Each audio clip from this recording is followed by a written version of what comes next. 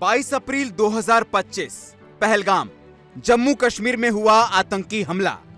केंद्र सरकार ने फैसला लिया, वीजा लेकर भारत आए पाकिस्तानी नागरिकों को 48 घंटे में अपने देश लौटना होगा। इसी के साथ एक नाम फिर से चर्चा में आया, सीमा हैदर, वो महिला जिसने पाकिस्तान से नेपाल और फिर नेपाल से भारत की सीमा पार कर दी अपने प्रेमी सचिन मीना के लिए। करीब 2.5 साल से सुर्खियों में रह रही सीमा का सवाल अब एक बार फिर से सामने आ गया है। क्या उसे भी पाकिस्तान लौटना होगा? भारत में विवाह, धर्म परिवर्तन, एक नवजात बेटी और अब राष्ट्रपति के समक्ष लंबित याचिका, एटीएस जांच में सहयोग और कोई आपराधिक प्रमाण न होना, कानून, दस्तावेज और भावनाओं के बीच उलझा एक मामला। क्या अब भी सीमा हैदर पाकिस्तान लौटेगी? फैसला अदालत का होगा, निगाहें पूरे देश की होंगी।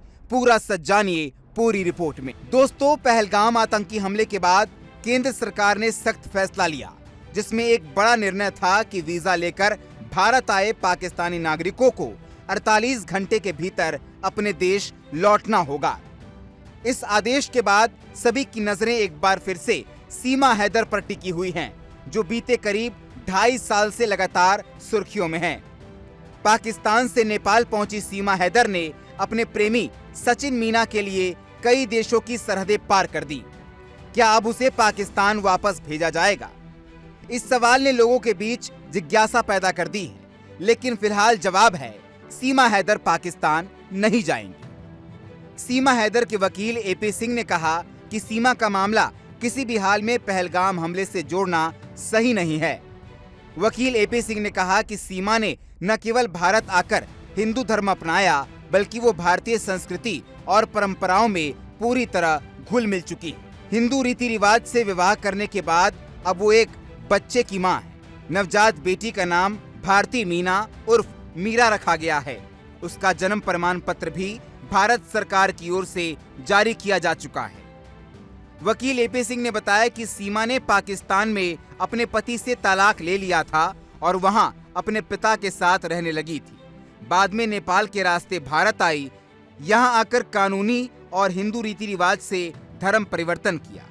उसने भारत में रहने के साथ कानूनी प्रावधानों का पालन किया और एटीएस की चल रही जांच में भी पूरा सहयोग किया। सीमा के सभी मूल दस्तावेज एटीएस के पास मौजूद हैं। वो अपने ससुराल, नोएडा और स्थानीय अस्पताल के अलावा कहीं नहीं गई हैं। फिलहाल सीमा न्यायालय के आदेश पर अपने पति सचिन के साथ ही रहेंगी। उनके खिलाफ कोई भी सीधा आपराधिक प्रमाण अब तक सामने नहीं आया है।